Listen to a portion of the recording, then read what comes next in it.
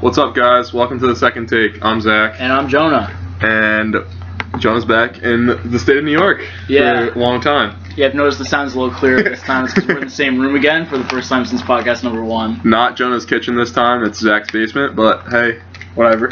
It's just as good. Yeah. So we got the NBA Finals starting in like 20 minutes, so we're going to speed this up a little bit and let everyone watch the finals, and you can listen to this at the same time so we can sound like we know what we're talking about. So what happened this week? Well, Muhammad Ali was laid to rest. Mr. Hockey Gordie Howe passed away. The Warriors dominated in Game 4 and also lost Draymond Green to suspension for Game 5, which is tonight. But we still think the series is basically over. The Penguins won the Stanley Cup in 6 games, and nobody cares whatsoever, so we'll just skip right through that. Yep. And lastly, the Rio Olympic Games is taking a little bit of a hit recently because of some diseases. So that's what we're going to start with. So, Jonah, is it worth it to go to the Olympics? Yeah, I mean, I think the calculation is a little bit different because, like, for different sports. Because if you're, a swimmer, you train for years and years to get specifically for the Olympic Games. It's what you're training for the whole time. But if you're a basketball player like Steph Curry, James Harden, and Russell Westbrook, who have all recently opted out of the Olympics is not the main event, So I can understand for these guys it might not be worth it. They're not making money on this. Like, I understand that, like, if you want to stay healthy, if you don't want to play a bunch of games over the summer, like, I understand that. Obviously, it's nothing like being an Olympian, but right. I think the reason you're pretty much only seeing this happen with NBA players and not other athletes is indicative of just the difference between those two sports and, like, sort of the conflict with having the big money professional sports in the Olympics. And those 3 guys also won gold medals 4 years ago, so that takes a little bit away. It's a been there, done that type of thing. Right. Since USA wins literally every year, everything they ever tried to win in basketball, they automatically win. Coach K is like 275-1 as an Olympic coach, as Team USA coach. This is his last year coaching the Olympics. And then Popovich takes over. And then they're trying to get like bringing in youth. Exactly. Then they're trying to get Coach K to be what Colangelo does now. Yeah. So we'll see what happens there. So the problem with Rio is that there's Zika, which has obviously been in the news. Anyone who wants to be pregnant is pregnant, or significant other could be pregnant. Basically is told to stay as far away as possible. And then there's just a report that a deadly super bacteria was found in the waters on the beaches, because obviously Brazil has some open sewage systems that just flow right through beaches, right into lakes and oceans and all that good stuff. So and they practically just overthrew their government a month ago too. So This is kind of a weird time to be in Brazil. We'll see how the Olympics go off. So without a government and with a solid couple of viruses running around. Right. But. So that super bacteria has a 50% kill rate, pretty much, for people that haven't been exposed for long periods of time, like all the Brazilians have been.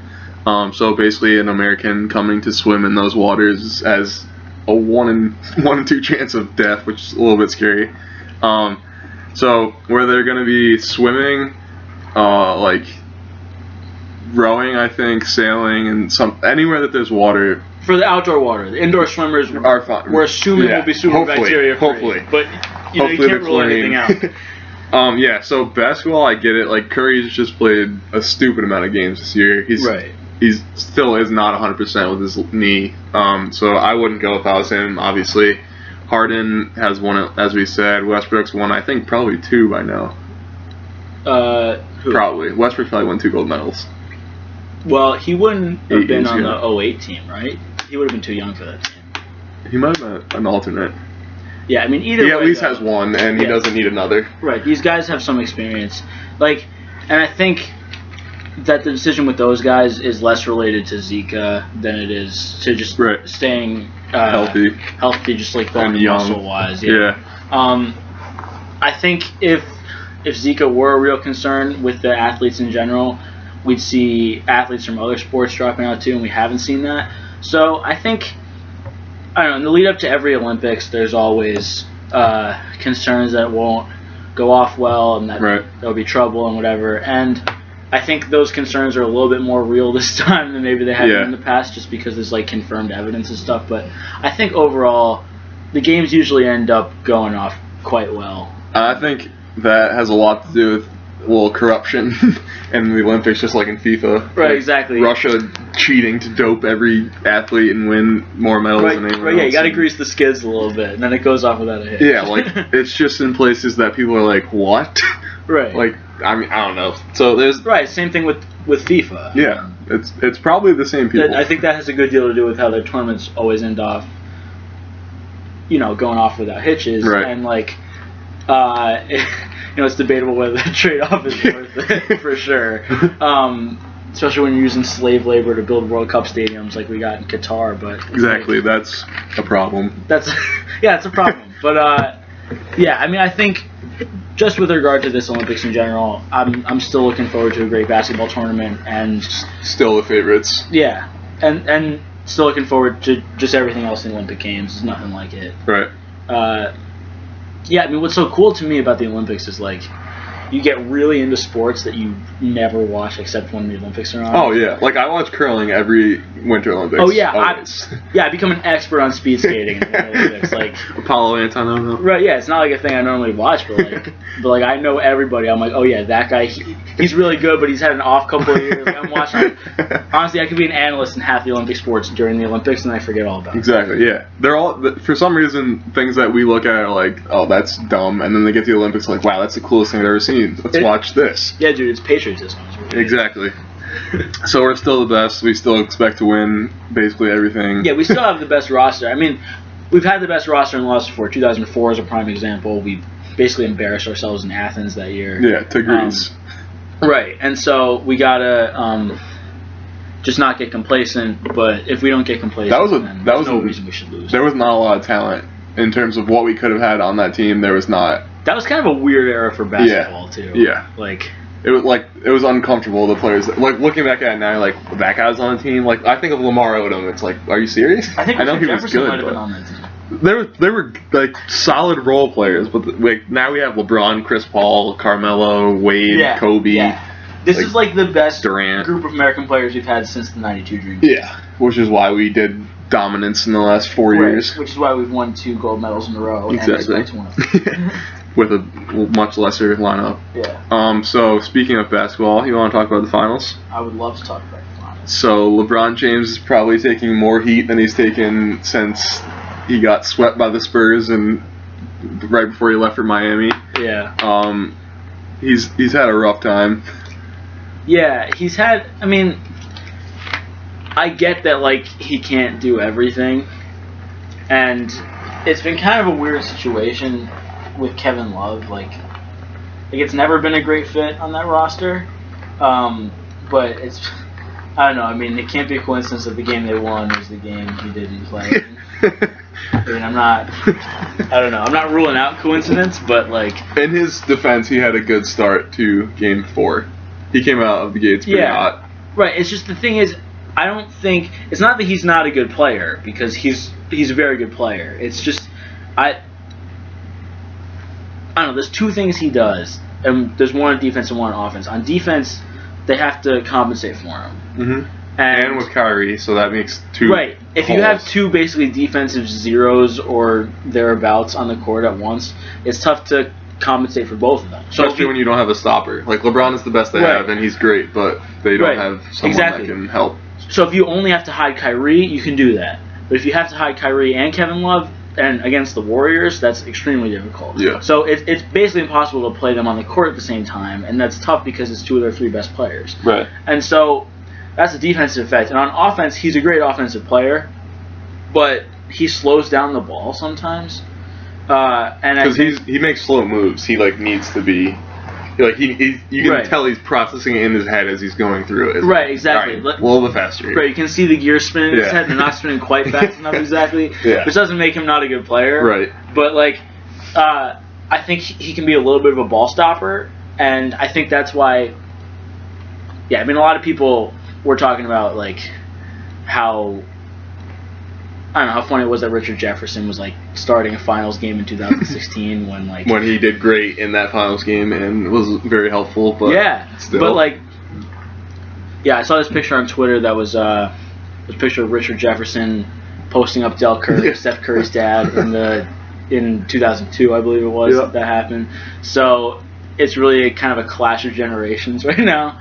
But yeah, I mean, I don't know if it's necessarily the fact that Richard Jefferson was there that like got them that win, but I think it allowed them to mix it up a little bit, and I think that was probably helpful. Yeah.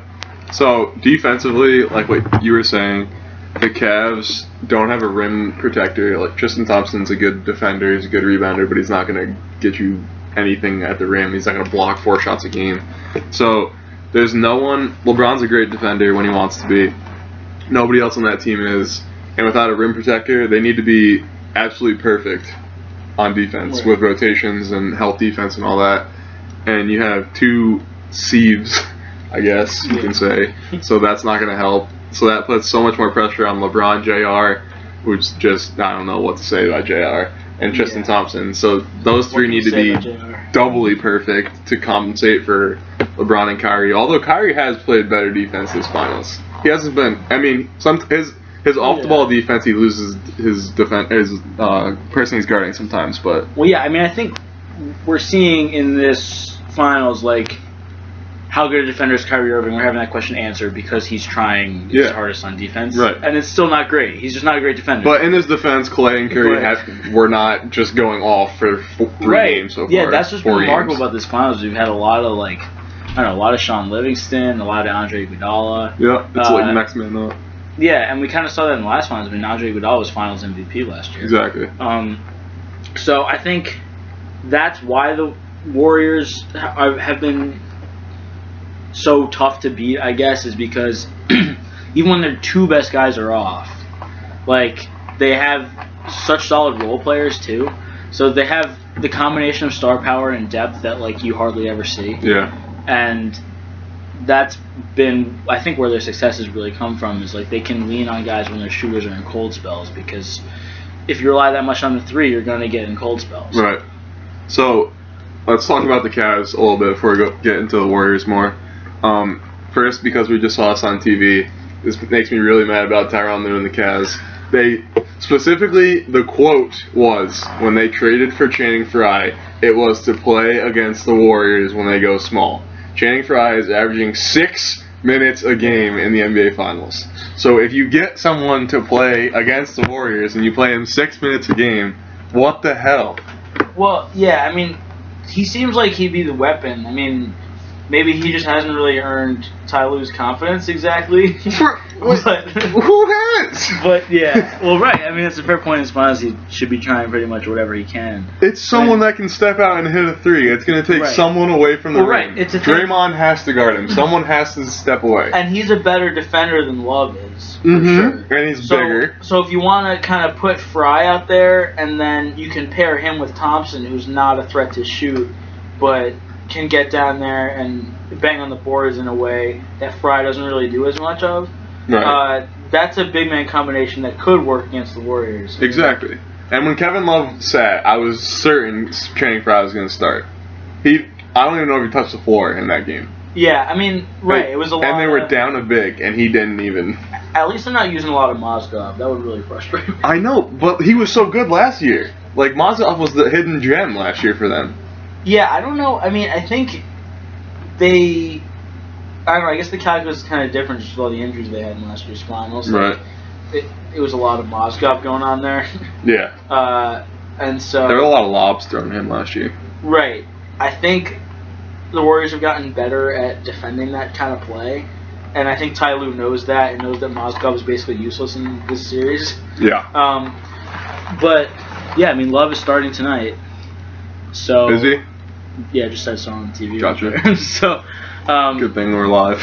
Yeah, so, yeah, I mean, we'll see how it goes. I don't know how many minutes he's going to play, like whether they're going to give him a full minute load or give him like a 25 type of game. Right. Just as long as Ty Lue's not wearing that atrocious plaid suit again. So one more thing about the Cavs, and this is kind of loaded. Do you think that this is LeBron's best and last chance to win another ring? Let's say he stays in Cleveland for the rest of his career. Right, I was going to say, with the Cavs, probably. I don't know what he's going to do after this. I feel like he kind of got screwed a little bit by the Sports Illustrated letter where he announced he was coming back to Cleveland, because that letter was all about, I'm bringing Cleveland another title. I'm coming back to bring my hometown another title. And he really boxed himself into a corner with that. Like, and obviously he didn't anticipate the Warriors coming along. Right. This. And if they hadn't, he might very well have 2 titles in his pocket. Oh, yes. So it's not really his fault, but I just feel like with the way he announced he was coming back and with the rationale he used, he's kind of boxed in terms of like public perception. So if he were to leave Cleveland without bringing them a title, it would be far worse than the first time he left Cleveland.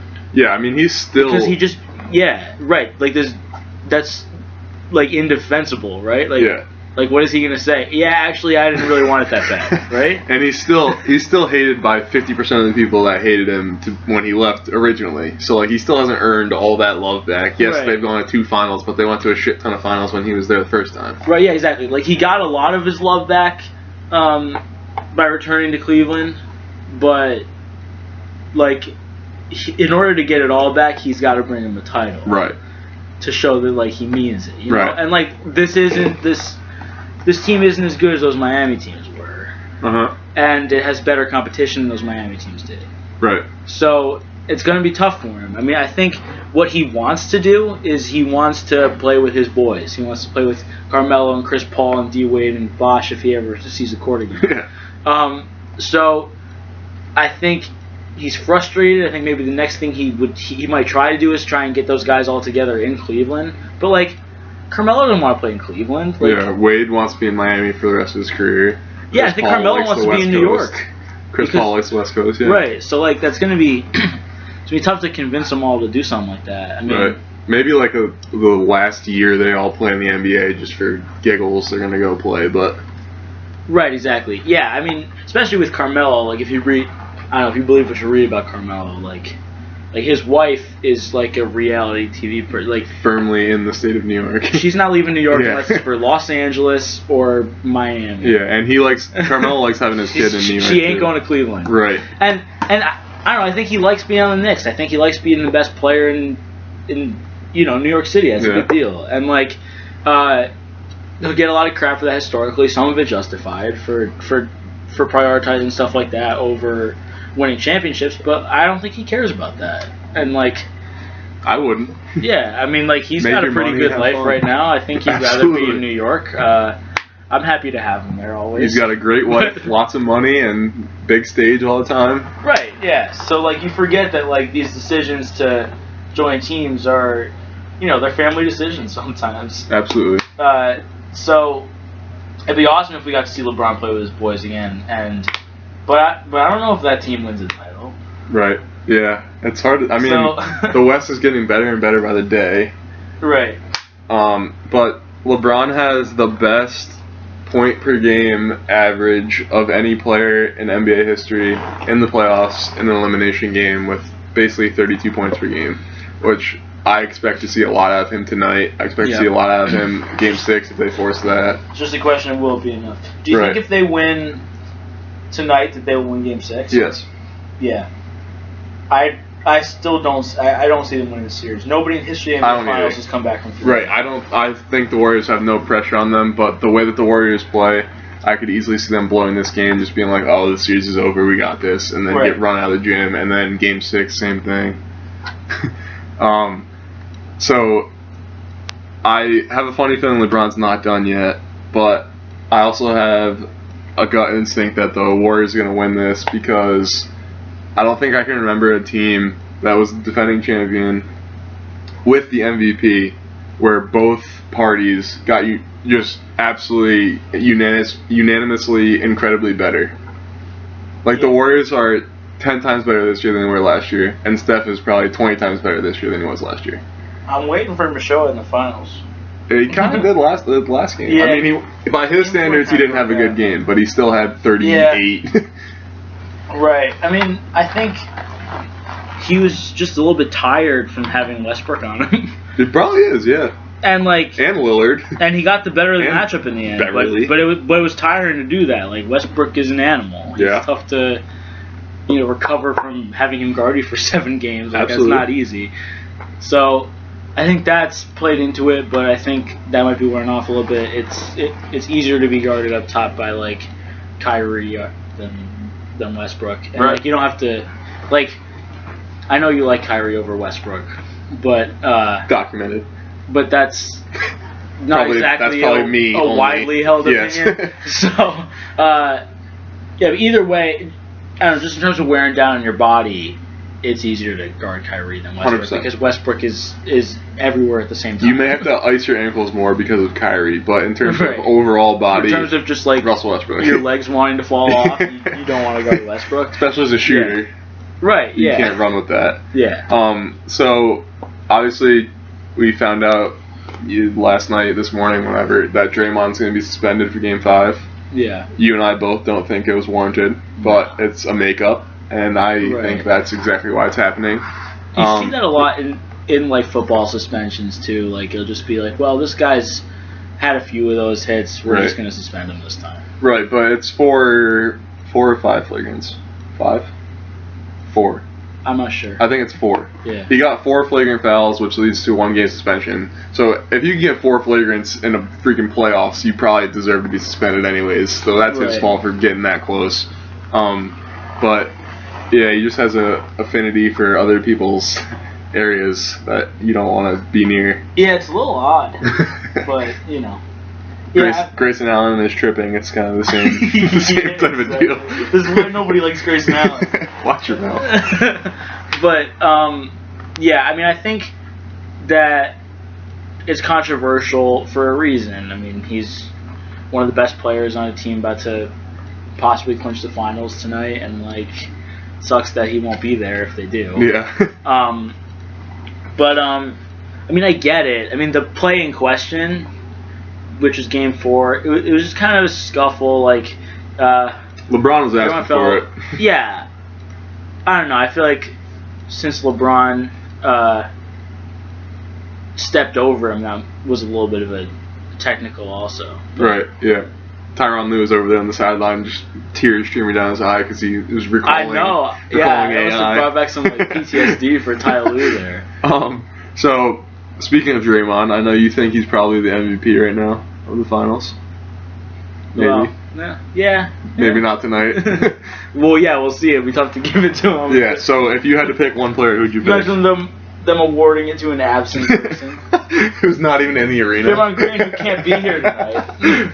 But, yeah, I mean, it's hard to say who I'd have there. I thought Grant Hill was about to sing that. So did I. Okay. I think it was just the moment of Yeah, silence. that aside, if you guys are remembering that, yeah. Yeah. But yeah, it's a tough call. I feel like it's been very much a team effort. Like they've had lots of games where they've had It's literally 6 been- guys getting 15 points. Yeah, it's been one game, someone will win the game. Like Game 1, Sean Livingston won. Game 2, probably Iggy. Yeah. The bench was good even that whole game. Like Game yeah, 3, though, like with Mel won. Livingston in all of these games, like he's been there, and like Clay's been pretty good too. Yeah, Clay, he's been just a step below what you'd expect, but he's still Right. been there. Curry, obviously, Curry is he's unfairly judged sometimes because we expect to be wowed every time. Well, he right, steps we in the expect court. him to score 45 points and hit like 18. He gets the LeBron treatment. Like last game, he had Right. like 7 threes and dropped 38, and people were like, "What the hell?" He didn't Right, even and that's play just that a well. testament to how impressive he's been. Exactly. Is that he gets that treatment. So he's averaging. Well, he was averaging 16 before last game, so now it's probably up to 22, 23 Right. Yeah. easily. Right, but that is below his season average, Which is 30, ridiculous. So, yeah. So yeah, I could easily see him having like a 40-point game and being like, "Ha, joke's on you, LeBron. We're still the best, and here's the ring." Right. Yeah, I could see him. I could also see him be non-existent and play lackadaisical because they think they have it locked up, but we'll see. Right now, I would give it to Iggy again to go back to back because of how great he's played on LeBron. LeBron's had one game where he's gone off, and last game it was like he wasn't even in the gym. Yeah. Iggy's shot well from 3. He's really done more than you could ask. He used to come in at the beginning of the second quarter. Now he's off the bench with like 8 minutes to go in the first quarter because Harrison Barnes is on a short leash. Thank the freaking Lord. So I'd give it to Iggy. I could see Draymond getting it. I could even see Livingston getting it, and then Curry by default, just because he's the best player on the best team that won the title. It'd be a great story if Livingston. Really would.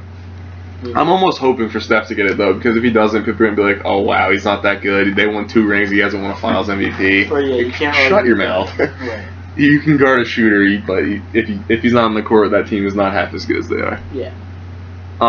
So yeah, I'll go Warriors tonight. I said Warriors in 5. I also said Penguins in 6, just for the record. So if I get this one, we'll be looking good. But you think Warriors tonight or no? I think the Warriors will win tonight, despite the absence of Draymond. I think, like you said, I think we're going to see a big game out of Clay and Steph. I think they're due for that. I think that the Cavs are like pretty primed to give up that kind of game, and I'm surprised they haven't yet. Right. And that's, all credit to them for that. But I think that they're probably due, and I think that's what we're going to see tonight. Yeah, Steph and Clay's season average is 52 combined. Right. And they had jeez, that's insane. 72 last game, I think. Or 62 last game? Something like that. 62. I think they had 62. So, right. Like, if they can get their season average tonight. Probably less. Being an Oracle, Les might get that done. Right. I think the bench will be huge tonight. Yeah. Do we know who's starting for Draymond yet? I would expect Iggy, if anyone. That seems logical. I could also see him throwing Spates in there, just to be like, ha! Yeah. Jab right to the gut. But yeah, we think Warriors in 5. Yeah, so that's that. And to wrap this up, we're going to go talk for like 2 minutes about the U.S. Open. It's in Oakmont, which is widely known as the hardest golf course in America.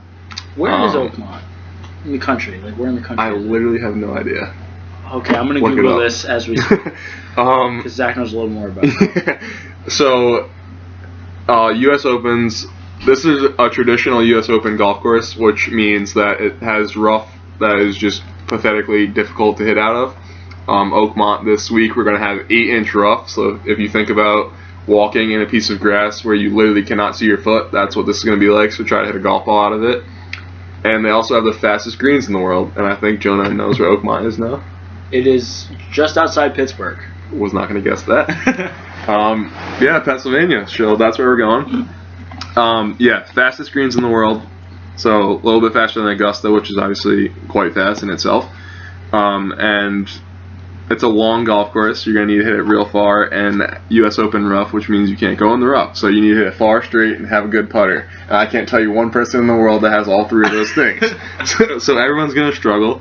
The last couple of years, the U.S. Open has gone to courses that were easier, quote-unquote, because people complain that the U.S. Open, you used to be able to win the tournament at 2 under, and people were like, wow, that's no fun. This is golf. Like, we want to see people go 18 under. It's like, okay, listen, that's not what golf really is.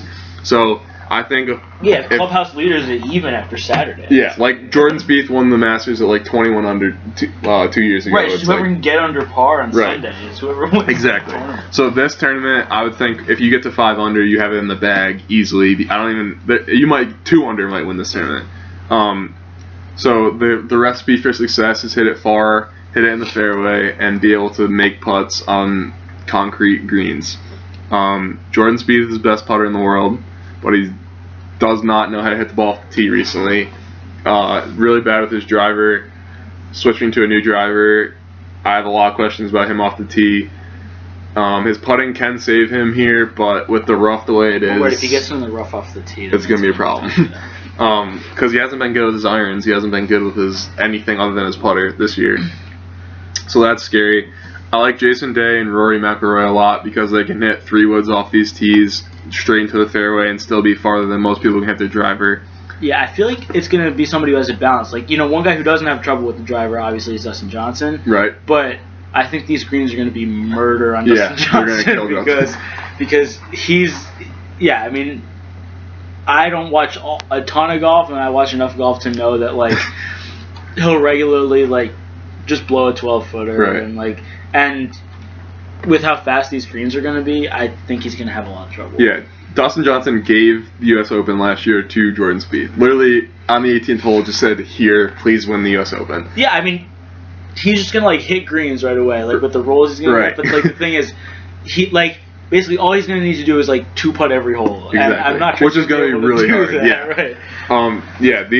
From what I was reading earlier, they were saying that like a 15-foot putt where you think you can make a birdie could easily turn into a bogey like before you even hit that birdie putt, just because they're like slippery fast. Right, which is frustrating golf to watch. Like, Exactly. I mean, you just kind of have to adjust your expectations when you're watching, because like you have to just think, okay, well, like everybody's gonna bogey some holes. Yeah. All right, he's still a good golfer. Yeah. Like you have to think about it differently if you're watching like Memorial last week, where everybody is like Exactly. 17 under. Yeah, like A little bit different. people that watch the majors and are excited by birdies and eagles should not watch this tournament, because they're gonna be like, "Wow, you made a bogey and you're happy about that? What is this?" Right, yeah, this is gonna be tough for like a more casual golf fan, I guess, to watch. Exactly. Because like you're gonna be pretty much unimpressed, I guess. Yeah. But yeah, I mean, overall, it's gonna. I don't know. I think this is gonna be a best all-around golfer wins type of tournament. Yeah, I Which actually is why I like Jason Day. Right, I do too. That would be my pick. Best golfer in the world, hardest golf course in the world, and if anyone can make putts that's not named Jordan Spieth, it's Jason Day. I know I'm a little bit of a homer, but I wouldn't be surprised to see Jordan Spieth hold this trophy, because one, I think he's mentally tough as anyone there is. He's got something to prove after the Masters. Mm-hmm. He's the best putter in the universe, barring absolutely no one. Mm-hmm. And yeah, I think he can win it, but I'm gonna pick Jason Day also. Dustin Johnson really has oh my God, Steph Curry's unreal. Dustin Johnson also has a chance, but since the Warriors game is on, we're gonna end this because we want to watch and have our jaws drop. Yep. So thanks for listening. I know this is another short one. Yeah. There's not a lot happening in sports other than the Warriors winning titles left and right. So we'll be back next week, and thanks for listening. Thank you.